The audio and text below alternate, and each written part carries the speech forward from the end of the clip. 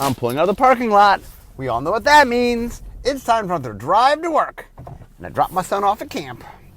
Okay, guys, today is all about demons. So what I'm going to do today is I'm going to start at the very beginning of the game and walk through all the demons, and we'll get as far as I can through the history of demons until I get to work. That's the plan. So we're going to start from the very first demon. Along the way, there's some stories about individual demons and some stories about demons as a whole that I will tell. Okay, so we go back to Alpha, to the very beginning. So there were actually two demons. Richard made two demons in the very first Magic set. So first was demonic hordes. 3 black, black, black. So 6 mana total, 3 of which were black. It's a 5/5 demon. And this was creature, back in the day it was summoned, but yes, this was a demon. So Alpha did have 2 creatures that did say demon on them. I think they both said demon. Did Lord of the Pit say Lord of the Pit? I think they both said demon on them. So anyway, demonic hordes was a 5/5 demon. Tap, destroy target land. And then at the beginning of your upkeep, unless you pay black, black, black, tap demonic hordes and sacrifice a land of the opponent's choice. So from the very beginning, Richard set down what demons were all about. And demons were about giving you great power, but at great danger, at great cost. And so the idea was that you could destroy a land every turn, but there was upkeep to be paid. And if you didn't pay the upkeep, bad things would happen. The demon would start destroying your stuff. So you had to feed the demon. Then the other demon from Alpha was Lord of the Pit. 4 black, black, black. So 7 mana total, 3 of which is black. It was a 7/7 demon. Flying trample. At the beginning of your upkeep, sacrifice a creature other than Lord of the Pit. If you can't, Lord of the Pit deals 7 damage to you. So the idea is, if you don't feed the Lord of the Pit will feed on you. So you need to keep feeding it. And the idea was, the Lord of the Pit was a very popular early card, which is interesting in that most cards with a lot of upkeep weren't very popular. I think the reason Lord of the Pit, the reason it got made an exception, I think, is that, it was so flavorful, the idea that you have to feed this demon, that people just enjoyed. And, it was a 7 mana, 7/7 flying trampler, which in modern days, nothing that special. But back in the day, there weren't a lot of giant flying tramplers. That was a pretty rare thing. In fact, in Alpha, the biggest creature in Alpha was Force of Nature, which was an 8/8. And so this was a 7/7. This was the biggest creature other than the Force of Nature. So it was a pretty big creature, and it flew, and it trampled, and all you had to do was pay a creature every turn. So once again, demonic hordes and Lord of the Pit started and really put a stamp on the demon creature type, which was demons can give you great power, but at great cost. And not necessarily mana cost, but, there was upkeep to be paid, or it was something that you sort of committed to. And if somehow you fell down along the way, bad things would happen to you. For example, the demonic hordes, if you somehow couldn't pay it, he started eating your land, making it harder to pay it in the future. And same with Lord of the Pit, if you ran out of creatures, he just started munching on you. So, you really had to sort of be conscious of paying attention to these. Okay. The next demon shows up in Antiquities. Yawgmoth Demon.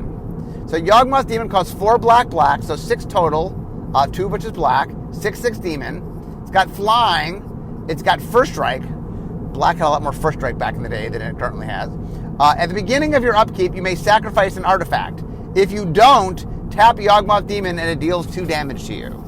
So the idea is, this was a riff obviously in Lord of the Pit, except Antiquities was the artifact set. So instead of having to feed it creatures, you had to feed it artifacts. It liked to eat artifacts. And with the way this one worked is, Lord of the Pit just did damage to you if you didn't feed it. Yawgmoth's Demon, now it doesn't do damage to you, less damage, but it taps it, meaning you can't attack with it. Lord of the Pit, I had to take the damage if I didn't feed it, but I could still attack with it. This, nope. The demon's like, you don't feed me, I don't work for you, I'll damage you some, and then I'm not going to let you use me. So you needed to give it a steady diet of artifacts. And anyway, once again, a lot of early Magic is taking cards people liked and then riffing off them. Oh, people like Lord of the Pit? We're doing an artifact set? How about an artifact Lord of the Pit? Okay, next, Mold Demon, 5 black from Legends. So originally it was creature type Mold Demon. There's a lot of things just being their own name in their creature type. But now it's a Fungus Demon. So it's a 6/6 creature, 5 black, so 7 mana total, 2 which is black. When Mold Demon enters the battlefield, sacrifice it unless you sacrifice 2 swamps. So this was something that just had a cost up front. Like, oh, it's a 7 mana 6/6, which I guess at the time was good. I don't know. There's a lot of cards in Legends that are just, even in the time, weren't particularly good. They're like, this is one of the things where, look, 7 mana for 6/6 ain't that great, and I have to sacrifice 2 swamps? Not so good. Okay, next, also in Legends, the Wretched. The Wretched, by the way, was creature type the Wretched. It has now been retrofitted to be demon. I mean, if you look at it, it looks like a demon, but it was technically the Wretched. So 3 black, 5 mana total, 2 which is black. It's a 2/5 demon. At end of combat, gain control of all creatures blocking the Wretched for as long as you control the Wretched. Now, this was a pretty popular card back in the day, because the idea of this card was, it's a 2/5. It doesn't tend to kill things, unless they're very small, but anything that gets in a fight with it, it steals. Now, once again, we're talking early days. The color pie was still sort of finding its footing. Stealing, while it was more in blue than in black, this is black doing some stealing. Black is still tertiary in stealing behind blue and red. But it's not something we did very often. Okay, also in Legends, and note, Mold Demon was actually demon, but Wretched was the Wretched. Lady Orca was just legend, because back then, legendary creatures, instead of legendary being a super type for creatures, it was a creature type. And the creature type of legend carried with it all the rules baggage. Back in the day, there were a few. So legend and wall were the 2 creature types that carried with them rule support. A wall meant you couldn't attack. Like, we didn't have Defender yet back in the day. Wall just sort of had Defender built in. That the creature type, so if you had turned something into a wall, it now couldn't attack. And Legend carried the legendary rule for creatures at the time. When Legends first came out, you could only have 1 copy of a legend or legendary permanent, or legendary, well, I guess they were all permanents, in your deck. You can only have 1 copy in your deck. It's kind of restricted. That rule went away, and then the other rule of the time was, once one of them was out, once one was on the battlefield, nobody else could cast it. So whoever the first person to cast, let's say Lady Orca was, if somebody else had Lady Orca in their hand. Okay, so Lady Orca, we can show you how bad gold cards were when they started. 5 black, red, so 7 mana total, 1 which is black, 1 which is red. And she's a legendary creature. Now she's now a demon. Back in the day, you only had 1 creature type, and legend, you had to be a legend if you were legendary, and you were a creature. So she didn't have one. She is technically the first red demon, or at least not just mono black demon. She's a black red demon. But I will also stress that at the time, she was retroactively made a demon. But the card that ties that record is Solkanar the Swamp King. So 2 blue, black, red. Once again, creature type of legend, creature legend at the time, now legendary creature demon. 5/5, Swamp Walk. When a player casts a black spell, you gain 1 life. And the idea is not just when you cast a black spell, when anybody casts a black spell. Now, Lady Orca, 7 mana, 7/4, nothing special. I think she was uncommon, but a 7 mana, 7/4 is, even in its day, at its time, was nothing to speak of. Most of the gold cards in Legends were a bit overcosted. They almost were acted as if gold was easier to cast rather than harder to cast. We since obviously understand that because gold is trickier to cast, we can give you a little more for your mana spend than you do. Solkanar, on the other side, was a pretty popular card. 5 mana for 5/5 with Swamp Walk and life gain. I mean, it was much beloved in the time, and for rates of creatures in Legends, at that time in Magic, it was pretty good. So Solkanar was one of the better gold cards. Now, it was a rare card where Lady Orca was an uncommon. Almost none of the uncommons were very good. Okay, next, Infernal Denizen. So it costs 7 and a black, 8 mana total. And Infernal Denizen, I think, is from Ice Age. It originally was creature type Infernal Denizen. At the beginning of your upkeep, sacrifice 2 swamps. If you can't, tap Infernal Denizen. An opponent may gain control of a creature you control of their choice for as long as Infernal Denizen remains on the battlefield. So, by the way, it's a 5/7 creature. So it's an 8 mana 5/7. Oh, I'm sorry. Infernal Denizen. Is it Legends? No, it's not. It can't be Legends. So it must be Ice Age. Anyway, it also has the ability to tap, gain control of target creature for as long as Infernal Denizen remains on the battlefield. So once again, this is one of those, okay, it costs 8 mana, it's a 5/7, I can keep stealing things every turn for no mana, but the upkeep is I have to sacrifice 2 swamps. That's not an upkeep I can keep going forever. So, for example, in a mono black deck, assuming I cast this when I have 8 swamps, that means for 4 turns I can steal things. And then after that, it's going to start tapping my Infernal Denizen, and they're going to start stealing back things, probably things I stole, but maybe if I have other powerful things, steal those. But anyway, it's a good example of it's splashy and could do powerful things, but man, it comes at quite the upkeep cost. So it's something that you really have to spend and think about. As you can see, by the way, as I go through these early demons, Lord of the Pit was kind of popular, Solkanar was kind of popular, but a lot of these cards I'm saying were not particularly popular. It took us a little while to find the sweet spot of trying to find demons that were both felt demon-y, but were exciting and good cards. These early demons were splashy in some way, but they were the drawback was so severe that it was just hard to play them. Okay, next, Minion of Leshrac from Ice Age. 4 black, black, black. It is now a demon minion, but at the time it was printed, it was just a demon. 5/5, protection from black. At the beginning of your upkeep, Minion of Leshrac deals 5 damage to you unless you sacrifice a creature other than Minion of Leshrac. If Minion of Leshrac deals damage to you this way, tap it. And then tap, destroy target creature or land. So the idea is for 7 mana, I get a 5/5 that every turn can tap and destroy a land or a creature. That's pretty powerful. It's got protection from black.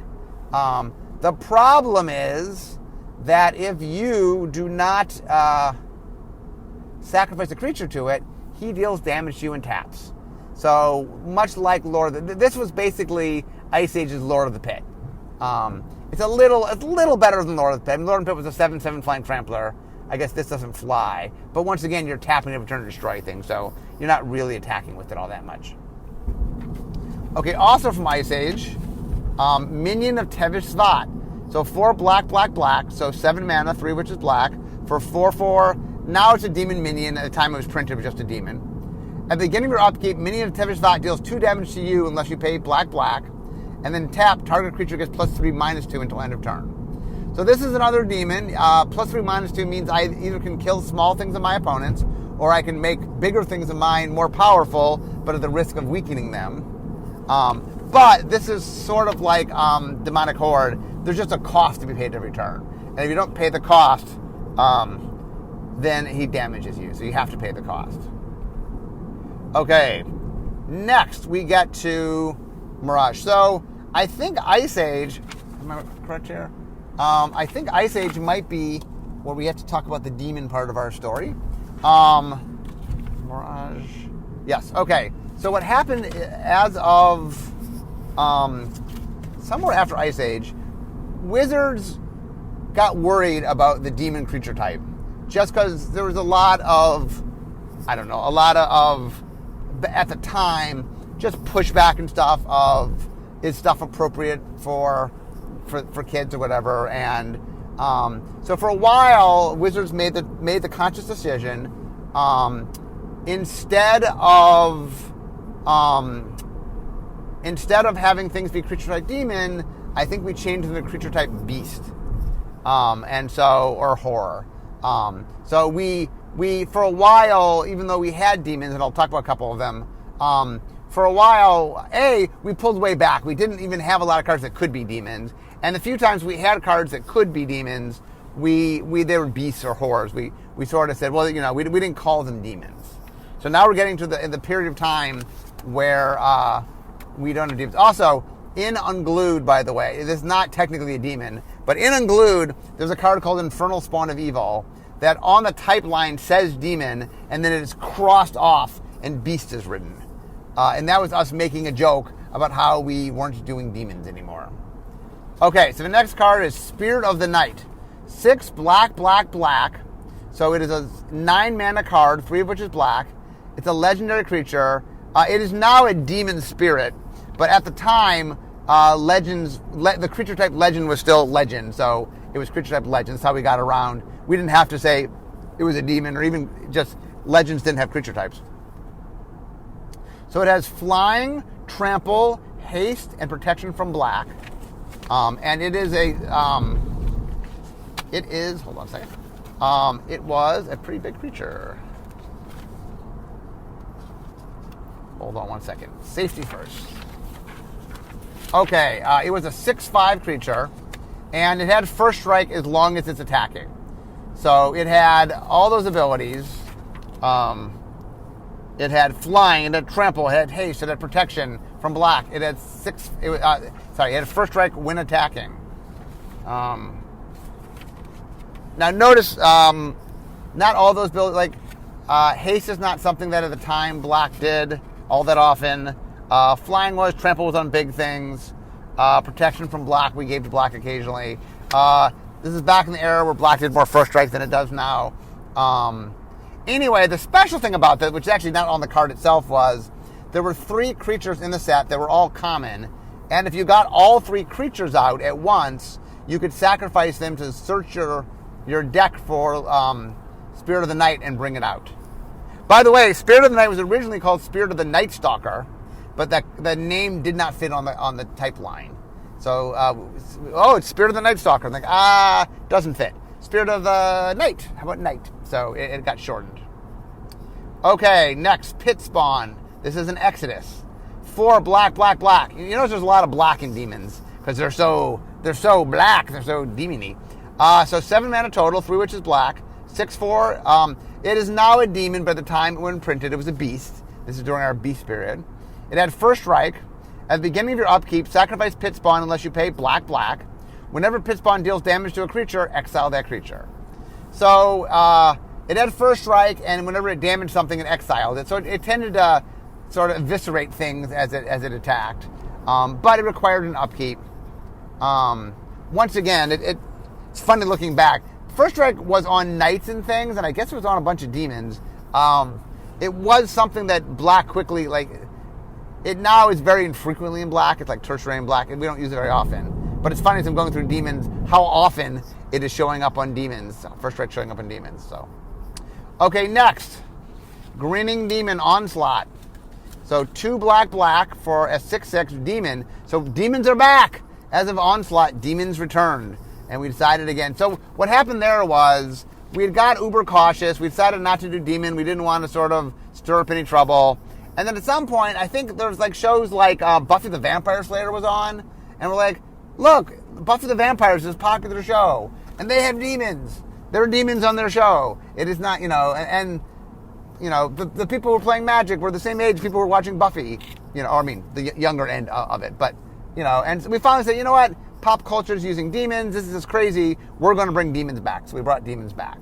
And so I believe Exodus, I think Grinning Demon in Onslaught is the return of the demon creature type. So Grinning Demon is 4 mana, so 2 black, black, 2 which is 2 black of the 4. It's a 6/6 demon. At the beginning of your upkeep, you lose 2 life. And then it had morph. And for 2 black, black, you could turn it face up. So the idea was, it's a morph creature. I can play it face down as a 2/2 creature. And then whenever I want, I can spend 2 black, black, and I can turn it into a 6/6. The problem is, when it's a 6/6, there's a life loss that comes with it. So there's an upkeep that comes with the demon. Now, 6/6 is a lot of creature. If I believe, for example, that I can do a lot of damage with this thing, hey, I want to morph it. I want to make it into my demon. But once I make it a demon, once I'm there, I'm now committed to paying the 2 life return. And there have been games, I've played games with Grinning Demon where you were winning, and then the board stalled, and then Grinning Demon made you lose. So this is a good example of a little bit better balanced demon, the kind of demon that you might want to play in Constructed, but also the kind of demon that could come back and bite you from time to time. So next we get to the Legions, Havoc Demon. Havoc Demon's 5 black, so 7 mana total, 2 of which is black. It's a 5/5 demon. It's got flying. When Havoc Demon dies, all creatures get -5/-5 until end of turn. So Legions was the set, all creatures, so it was very creature-centric. Obviously, Legions was drafted with Onslaught, so in Limited there were some non-creatures. But a lot more creatures than normal because all of Legions was creatures. So this is interesting. This is one of the first demons without really an upkeep of any kind, and without really a drawback of any kind. Like, it's a 5/5 flyer. Now, you're paying for it, 7 mana for a 5/5 flyer. But it just has a good effect when he dies. Like, you don't want him to die. Your opponent doesn't want him to die. Now, it can come back to bite you in the sense that his -5/-5 isn't just to your opponent's creatures. So when I put this out, I guess the drawback is it could kill my creature. I guess that's a legitimate drawback. Okay, that's fair. That's a legitimate drawback. That I get this powerful creature, but it could come at the cost of me losing my creatures. So I guess that is a drawback. Okay, next is Reaver Demon. 4 black. So that's 8 mana total, 4 of which is black. It's from Mirrodin. It is a 6/6 flying demon. When Reaver Demon enters the battlefield, if you cast it from your hand, destroy all non-artifact, non-black creatures that can't be regenerated. Okay, this is the all-upside demon. Now, it does have a rider that says you have to cast it from your hand. That is so this wasn't a good reanimation target. So the idea is it basically tears everything, so it destroys all non-artifact, non-black creatures. But it has to be cast from your hand, so that you can't reanimate this or do other shenanigans. You have to actually cast this thing to make it happen. But I will note that, once again, I guess he destroys everything. It's not completely all upside in that you might have sacrificed some of your creatures to play this because it destroyed all the creatures. Now, you probably won't do that unless it's to your advantage to do that. So this downside, okay, I keep saying it's the all upside. It is not all upside, but it's the least amount of downside yet that we had made for a demon at that point. Okay, now we get to the set that has demons. Up until this point, no set had more. I guess Ice Age was the most at this point. And even then, Legends retroactively had a bunch of demons, but very few at the time. And Ice Age had a bunch of demons. But the king of demons, the set that had, I think the most demons, or a lot of demons, is Champions of Kamigawa. So first up is Gut Wrencher Oni, 3 black, so 5 mana total, 2 of which is black, for 5/4 Demon Spirit. It's got Trample, and at the beginning of your upkeep, discard a card if you don't control an ogre. So the thing we did in Champions of Kamigawa is we made a connection between ogres and the Oni, which were the demons. They were demon spirits. And this is a good example where, if you want to have a 5 mana 5/4 Trampler, and you don't have if you don't have an ogre, it's going to make you discard a card every turn. Now, given if your hand's empty, okay, you can't discard a card. There are times you will play this without the ogre, but man, you really want the ogre. It's just better with an ogre. Okay, then there's Kuru Pitlord. 6 black, so 9 mana total, 3 which is black. A 9/9 Demon Spirit, legendary Demon Spirit. At the beginning of your upkeep, sacrifice Kiro unless you pay black. So you gotta pay 4 black mana. And then pay 1 life, target creature gets -1/-1 till end of turn. So this one's pretty cool. It requires an upkeep, but it allows you to turn life into sort of creature shrinking. Or actually, when I say shrinking, I don't mean just the power, but power and toughness, so you can kill things with it. Next, Painwrecker Oni. 3 black, Champs of Kamigawa. From Champs of Kamigawa. It is a 5/4 Demon Spirit. It's got Fear, which means it can't be blocked by artifact creatures and black creatures. At the beginning of your upkeep, sacrifice a creature if you don't control an ogre. So this is another one of the Oni that wants the ogres. In this case, it's sort of a Lord of the Pit. But it's a Lord of the Pit that if you have an ogre, you don't need to sacrifice a creature. So it's a Lord of the Pit with a buyout by having an ogre. Okay, next, Scyzon, Perverter of Truth. 3 black, so 5 mana total. 5 mana, 2 which is black. 6/5 legendary demon spirit. At the beginning of each player's upkeep, that player loses 2 life and draws 2 cards. Okay, so this is interesting in 2 ways. One is it is doing something that in the beginning is positive. Drawing cards is good, and paying life to draw cards is usually acceptable in black. But it doesn't stop. It's not like I start getting low in life and go, okay, I'm full. No, you're going to keep losing the life. Now, the interesting thing is not only does it to you, it does it to every player.